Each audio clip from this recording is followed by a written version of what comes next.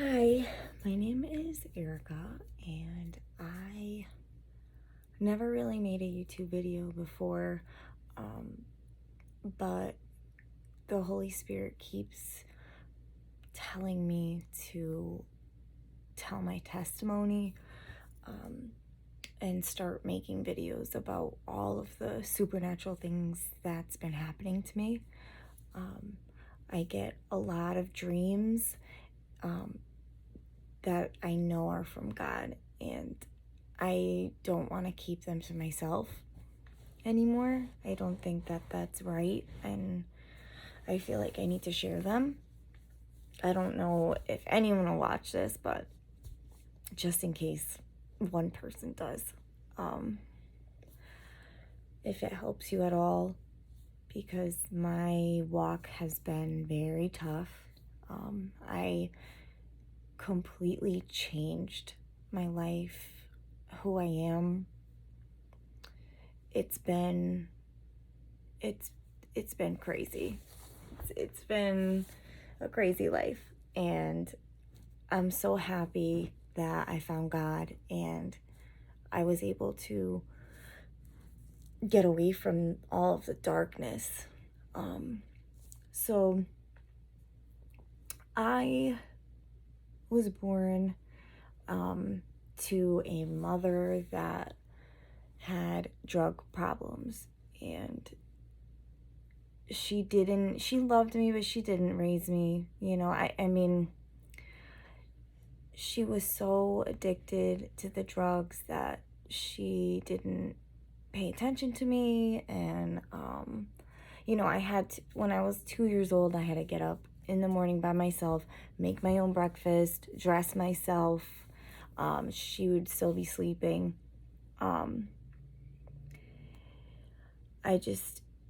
my dad would always be working. So I never really had, because I know the first 3 years are the most important to a child. And now I have my own daughter, and she's such a blessing, and I am the complete opposite of what my mother was. I got a job where I can be at home with her constantly. When she falls asleep, I go to work. When she's awake, I'm here. So I'm always with her. I love her so much. She's helped me change too. She's such a good girl. She's about to be 3 years old. Anyway, so I started off my life pretty rough, and then my mom took me from my dad. She just put me in the car and drove. This was out of the blue, so my dad had no idea what was happening. She took me to an airport. She planned this. She told the police that he was beating her, and at that time, I guess in the late 80s, there was this case where they changed Megan's Law, where they changed everything, so you have to believe the woman, because the cops didn't in that case, and then something happened, so they believed her, and there was nothing that my dad could do. My grandparents, they drove to the airport. They wouldn't let my family see me. They put me in this glass room, and I'm banging on the door trying to get to my dad, and my dad's trying to calm me, he's trying to talk to me, and it was a horrible situation for a 2-year-old. Just horrible, traumatizing. And then she took me to where she grew up, where her family is, which is in California. And she stayed with her mother, my grandma. She stayed with her for a while, but then she found out that she was doing drugs, so she kicked us both out, which is horrible. So then she brought me to a hotel, and I was living in a hotel with a drug addict. And my dad and my grandfather and my grandma, they planned to take me. They didn't care about they got a lawyer. They tried doing everything. The cops just still believed her and wouldn't let me see my family and wouldn't believe anything my dad said. They kept telling the police that no, like she's on drugs, like we need her, we need my daughter. They wouldn't listen. So they ended up planning this thing where they took 2 vehicles and they drove, and my dad called my mom and tried to say, I want to work things out, like it's okay, I forgive you, we'll work things out. And so she met with him and me, and he had me in his arms, and we were walking up, and she was walking in front, and he turned around, and he jetted to the car where his friend was. It was him, my grandfather, and his friend, and my grandfather was in the truck. So just in case they needed another vehicle, he was there. So I was in the car with him, and they just got out of there quick, and she went to the police station. So he was driving across country now, hiding me. And now at that time, the FBI was after him. He was in the papers, and he came back, and he had to hide me. So he hid me in my aunt's attic. And my mom went to the police station, and, which obviously when it happened, she told them everything that happened. And then they got the FBI and stuff. And then she was gone for 3 days afterwards because she went on a bender. And the cops were like, wow, obviously she doesn't want to see her kid. But at that time, they had to get a lawyer, they had to go to court and stuff. So in the meantime, I was hiding in the attic. And so they ended up fighting it. And since she didn't show up afterwards, they knew, obviously she doesn't really care about her kid. So that whole situation, I don't know if it had anything to do with it, but it was messed up. And I lived with my grandparents after that because that's where I felt the safest, and I loved being there. And after everything I went through, my dad thought it was best to just be where I was happy and it was stable. And so they ended up raising me until I was 13. And so I had a normal upbringing, but when I turned 13 is when I started to get into drinking, and then I started smoking weed a few years later, and then it got worse. I got into pills and so on and so forth. I did a lot, probably everything I tried. So I went downhill pretty quick once I started to do pills. I went to college and I graduated with a bachelor's, and I was functional, but I was miserable. And I was raised Catholic. My grandparents were Catholic. So I went to CCD. I got my communion, my confirmation, all of that. I prayed, but they just don't teach you, you need to be in the Word. You need to read the Bible. You need to understand it. They don't teach you these aspects. They teach you the commandments. They didn't teach me the blood of Christ saves you. They didn't teach me about anything like that.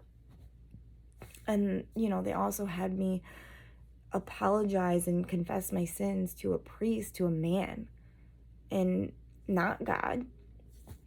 And then my penance were to say these prayers. And these prayers, one of them wasn't even to God. It was to Mary. It didn't make sense. And I felt weird. Going into that church, I didn't like it. It was boring. I couldn't understand anything that the priest was saying. He was just reading the Bible, just reading it. And I didn't understand it. And one time I remember I was very young, going into that church and feeling I was evil. I just felt I'm bad, I'm evil, I shouldn't be here. It was just, I remember feeling that. I don't know why. I know I must have had like generational curses and things,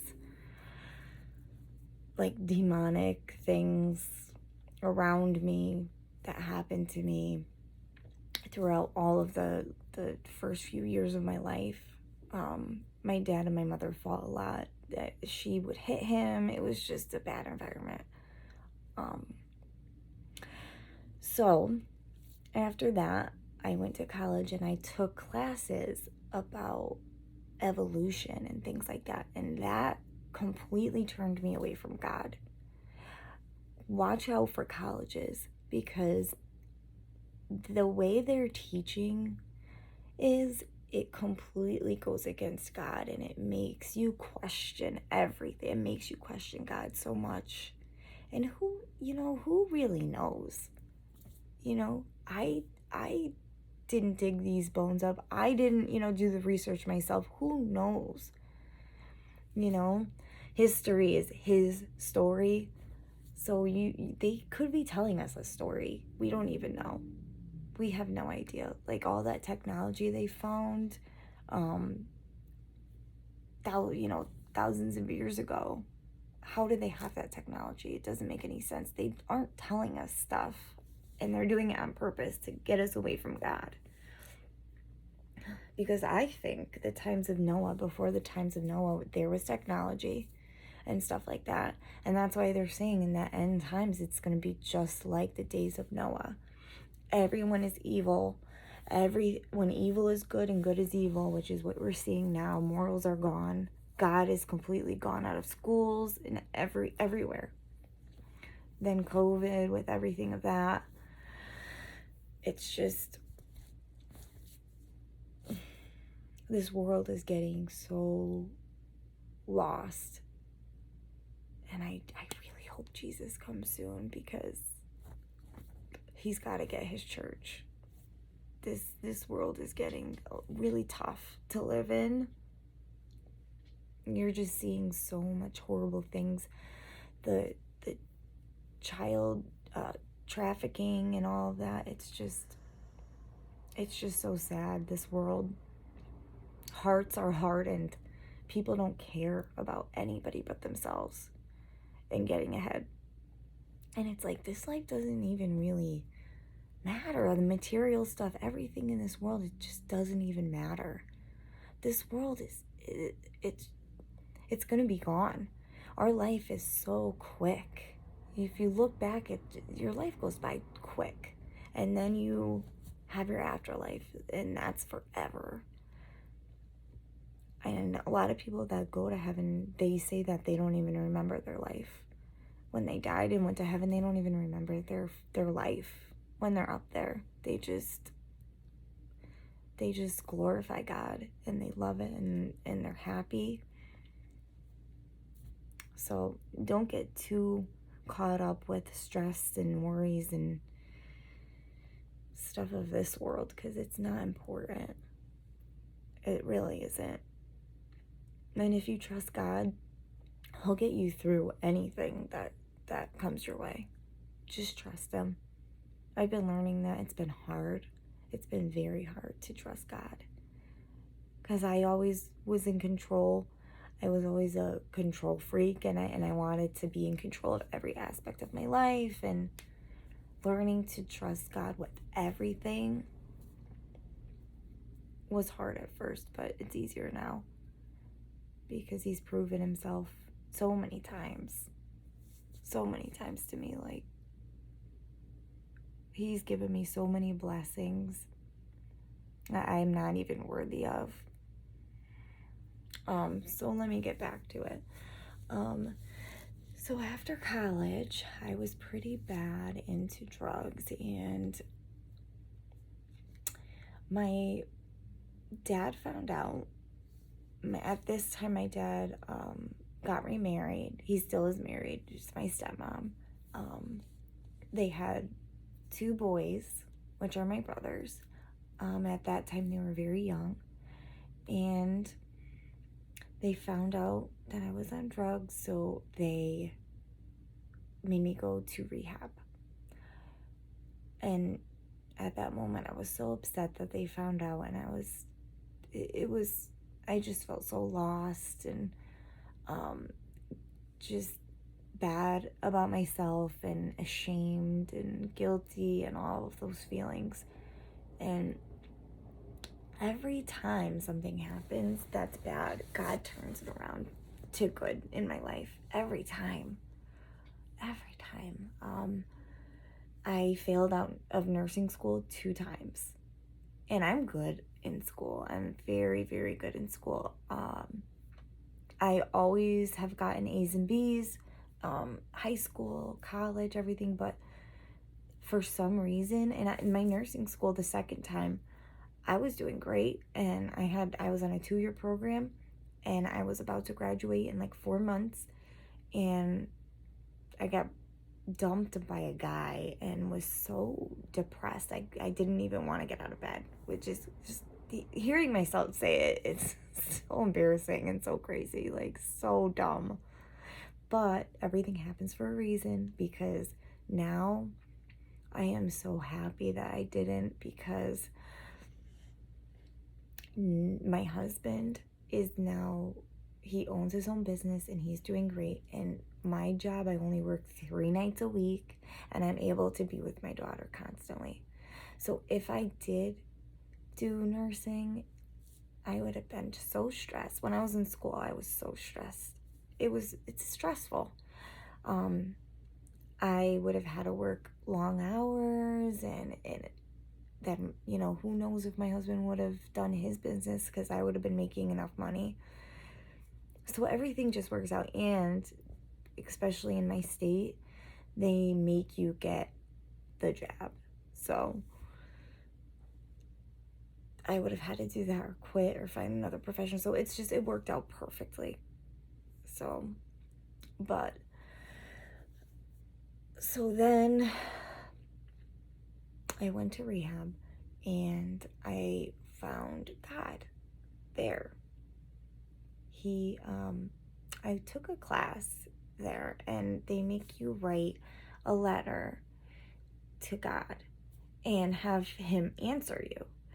And they start you off saying, like, if you don't believe in God, just say, like, God, if there even is a God, or to whoever is there, whatever they make you say.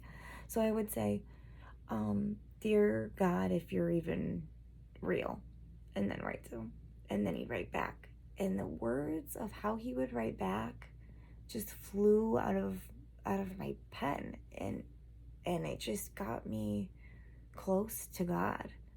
And things started happening at rehab that were like coincidences about God, and just things like that, and you could see how he was working. And then I started to accept him again. And I mean, not that I really I did when I was younger, but not like this. So that was good that I was able to find him there. But I didn't get close to him. I found him, but I didn't cling to him. So I ended up using again when I got out. And at that time, my dad, no, my family wouldn't talk to me. They wouldn't let me see my brothers. This went on for years, like 7 years, more than 7 years. It was a long time without my family, without my brothers, and I didn't get to see them grow up. And at that time, like, I was off of it, and I was on medication for it. And my family thought that was a drug too, which, I was still sober. Like, it didn't affect me. It didn't affect my mind. Like, I wasn't high. But they didn't see it that way, so. And that's the only way I could stop. It wasn't working for me. I didn't really have God, so. So anyway, so I got my life together. And me and my husband have been high school sweethearts, so he's been in my life forever. And so we got pregnant, and we got married because I didn't want her born out of wedlock. And I'd been with him for my whole life, and it was just time. And when I was pregnant, my family started to reach out to me. Now, before this, my grandmother reached out to me like few years before. So I was talking to her for a few years, but my dad and my stepmom reached out to me, so I finally got to talk to them. I finally got to see my brothers, and now we're close again, and I thank God every day for them in my life. So when I was pregnant, I started to go really, really seek Jesus. Before I get into that, I actually I missed the evil supernatural things that were happening to me during my drug use years. The first thing that happened to me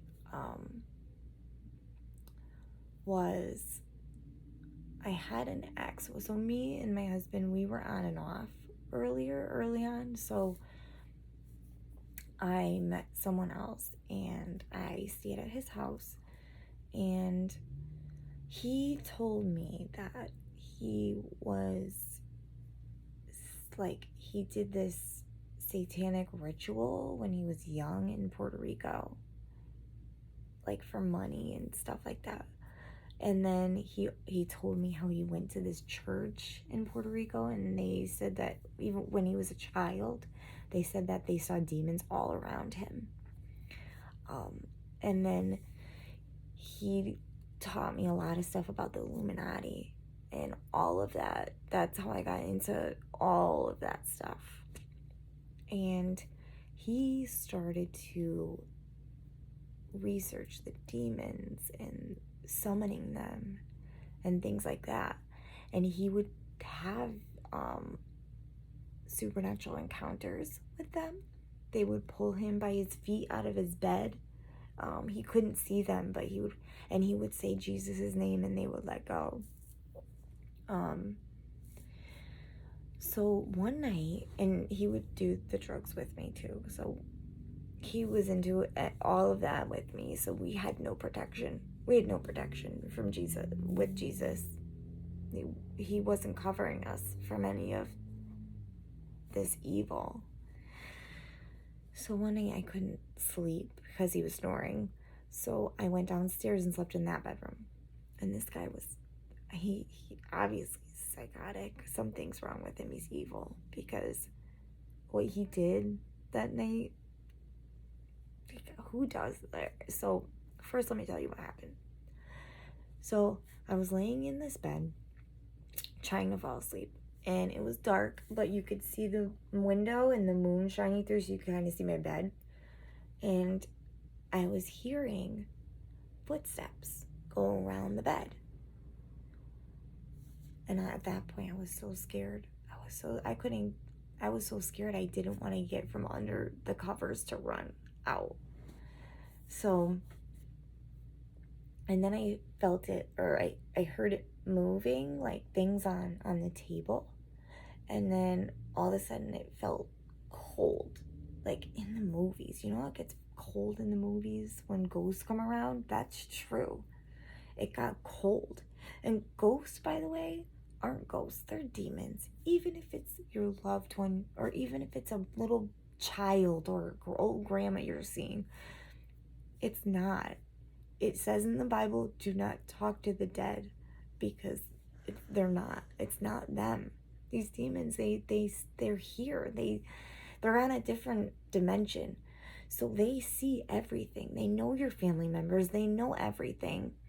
So they can transform into these beings to trick you into thinking, well, that ghosts are in the Bible. Why are people just walking around when they die? People just stay here and walk around? No, that's blasphemy. That has nothing to do with the Bible.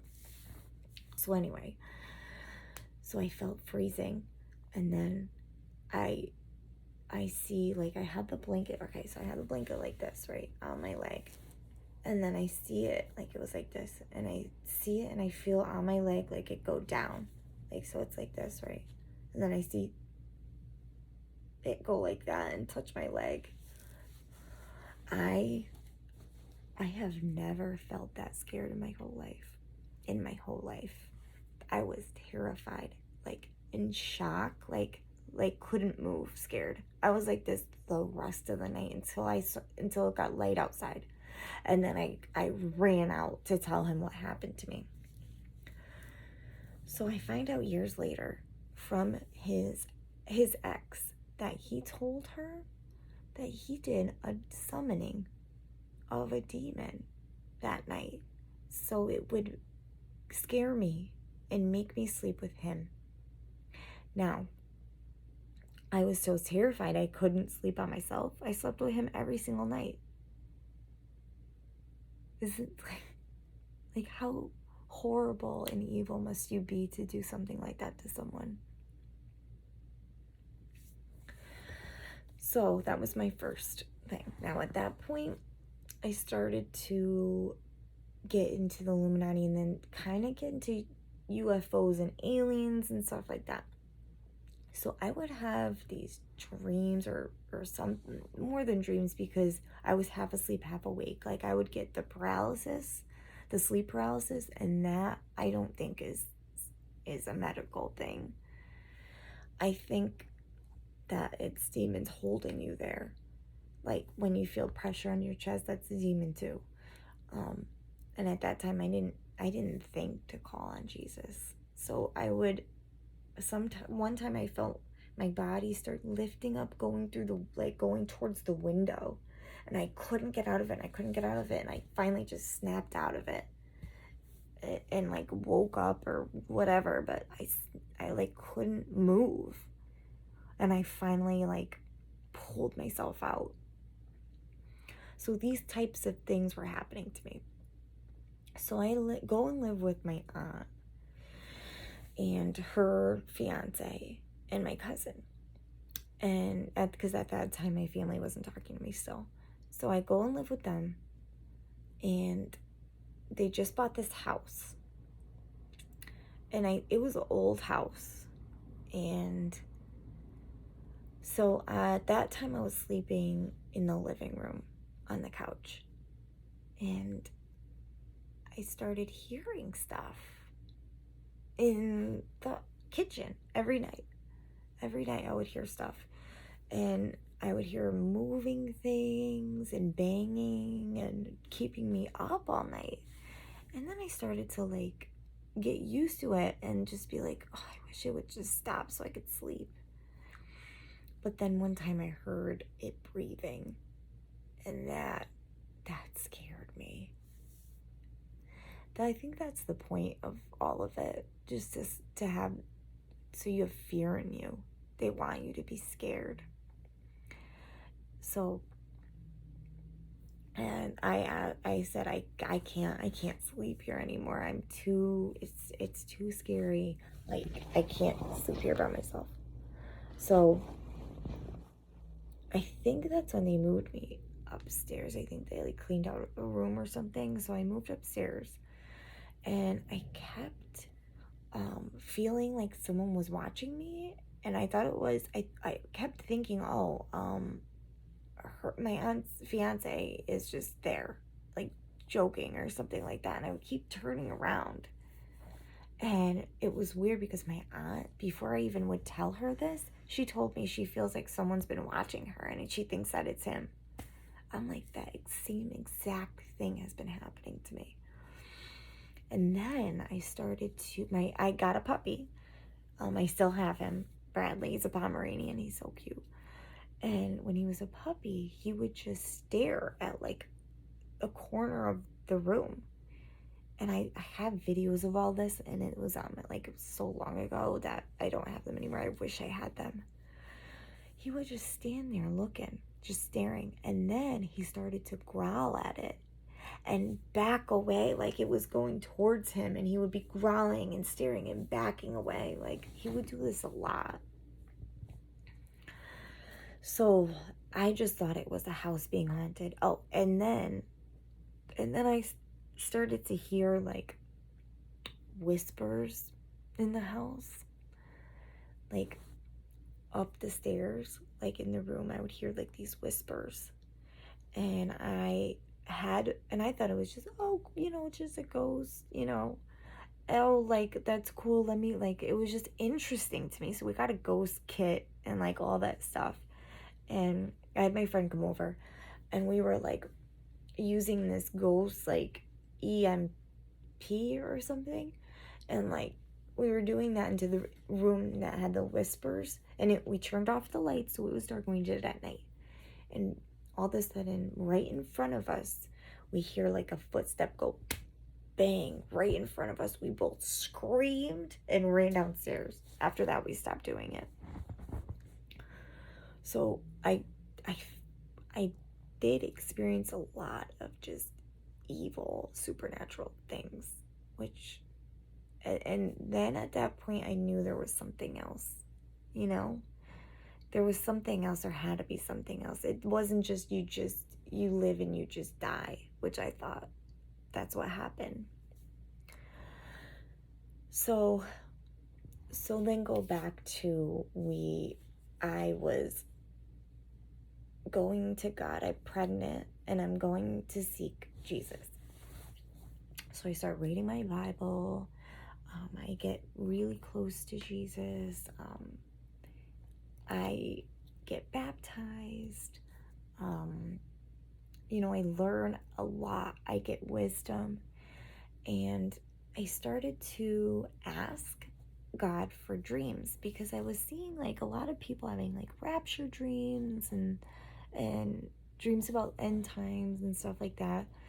And I wanted dreams. Now, when you ask God and pray for things, He will give them to you, but not right away. So He didn't give me them right away. But months and months later, I start having dreams. And I wrote every single one of them down. I have so many dreams and just things that God does in my life that are like, they can't, like those things where they can't be a coincidence. Like, there's no way that, like, it would be like 1 in a million chance. Now, after all this stuff has been happening to me, I live like there's no coincidences. There's none. Like, if you live your life like that, you will see God everywhere. Because there isn't coincidences. There's not. Things happen every single thing happens for a reason. So maybe I'll do like another video of all of my like dreams and things like supernatural things. Well, one of my first dreams, I'll tell this one. One of my first dreams I had, I was reading the Bible and stuff, but I really didn't know the Bible. I was just started reading it. And I had a dream that I went through a portal and went into heaven. And it was so beautiful. The colors were so vibrant and beautiful, and like earth, it's like dulled, compared to heaven. Heaven is like shining. Everything had a glow to it. There were flowers and there was a field of grass, and I saw chairs. I saw a bunch of chairs and people sitting there. And when I wrote it down right away. I wrote down, it looked like an outside wedding. And at that time, I didn't know anything about like us marrying Jesus and the wedding, and He's preparing it for us and we're His bride and all that stuff. I didn't know any of that. So there was this outdoor like gazebo, like at weddings, like those big, like it was white and big and like a tent, but like like I don't know what they're called. And there were chairs under those too. And I saw a man sitting there, and I knew it was God. And he had his back to me, and he was sitting. And he had white hair, long white hair, and he was bald right here. And he had a white robe on. I think it was a red sash. I wrote it down. And I think he had on gold sandals. I wrote all of this down, but I think that's exactly how it looks in the Bible. Definitely the white wool hair and stuff like that, but he also had this gold, like a gold glow on him, like a very, very bright glow. And it says all of this in the Bible, and at that point I didn't read any of this yet. So how could I have possibly known any of that? And there were these creatures flying around. They were flying, and they looked like serpents. And their face was a dragon, but they were little, like this, and they were all different colors. And I wrote down that these were trying to drag us out of heaven and I think into hell. I should have reread this, but I didn't think I was gonna tell the dream. So there was all different color ones, and there was one that was like black and white and gray. It looked like it was in black and white, but it was black and gray, and it was like, it looked so evil, and it came into my face, and then it opened up, and it had like these whiskers, and it was a dragon, and it growled and like roared like a demon voice, like in the movies. And then it said, and then I thought in my head, I go, I hate those ones. And God put it into my head, like, he didn't say anything out loud. He said it like in my head, and he said, don't hate your enemies. Like basically, like, this, don't hate your enemies, Erica. And it was just such an experience. And then after, like a few days later, I go in the Bible and I'm reading it, and I read the part about God having the glow and all this stuff. And then I read about how he doesn't show you his face because it's so bright, and it's so I think he only showed people that had died and became spirits, or raptured or something, showed his face because they couldn't handle it. I think he did show Moses, and then Moses had, I gotta look back, because when I first started the Bible, I started the beginning, so I have to go back and reread all of the Moses, all of the Genesis, all of that. But it says that he doesn't show his face. And then it also says he only shows his backside. So not only did he not show me his face, he literally was turned around, and I only saw the backside of him. And then I was looking for my daughter, and I found her with other children playing near this fence with bushes and thorns. And it's funny because I just reread this dream. Like, I went back and reread all my dreams, and then I watched videos that explained everything, like people that have went to heaven and had the same experience as me. The flowers, the colors, the glow on everything. God has a big glow, the portal, everything. And then I read it recently, like a few days ago. I read in the Bible about something about how God has a vine, his vineyard or something, and he had to fence it, and it grew thorns, and it just stuck out to me like that was the thing that was in heaven. Like, so many things I'll say or I'll dream about or whatever, and then like I'll read it in the Bible. Like, I'll pray and then I'll read it, like the answer. Like, God speaks through the Bible. That's a huge way that he can talk to us. So if you ever need anything, or you want like because it's hard praying and then like not getting a response. So if you pray and just read the Bible, he will talk to you in it. So that was a huge like just supernatural. Like, I don't think it was a dream. I really don't.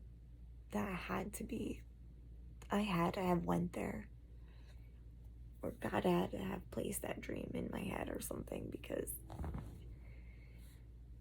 just hearing people go to heaven and seeing the same thing.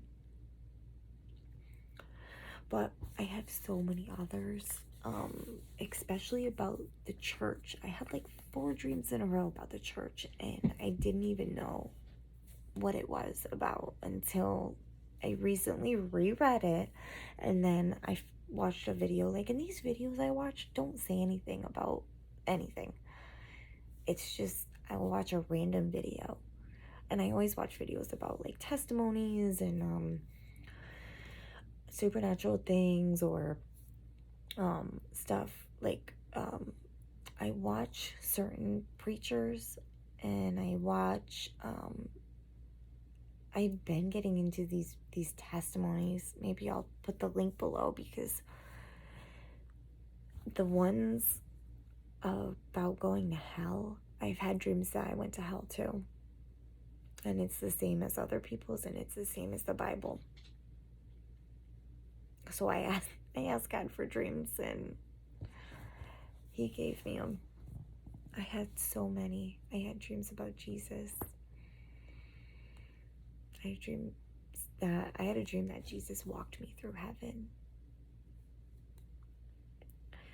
I had a dream about Jesus in the clouds, like in the Bible. I mean, I have to go back and I have to look at all of them. I had a dream about the mark of the beast. That one. And then it's weird, because I have these dreams, and then I'll randomly find random videos, and they will say these things in them. And it's not like I'm searching for them. They pop up. And some of them are so, like, no one even watches them. There's like no views on them. Like, it's like, how did God show this to me? But it's just been amazing. It's been amazing having God in my life. Just eye-opening. And I think that's about it. I don't know how many people will watch this, or if any will. But you know what? God wanted me to do this, and I've been putting it off for a long time. So at least I did it, and I love all of my brothers and sisters in Christ. God bless all of you. Seek Jesus as much as you can, especially if we're living in these last days. You know, I mean, all of the signs, just in case. Even if we aren't, still, you never know when it's going to be your time. You never know. So seek Christ with everything you have, as much as you can. Even throughout the day, just talk to him. This should be the first thing you think of. When something happens, that's the first thing I think of. God, what do I do? God this, God that, Jesus this. I'm constantly talking to him in my head. So I love you all. Stay safe. Stay in Jesus. Amen.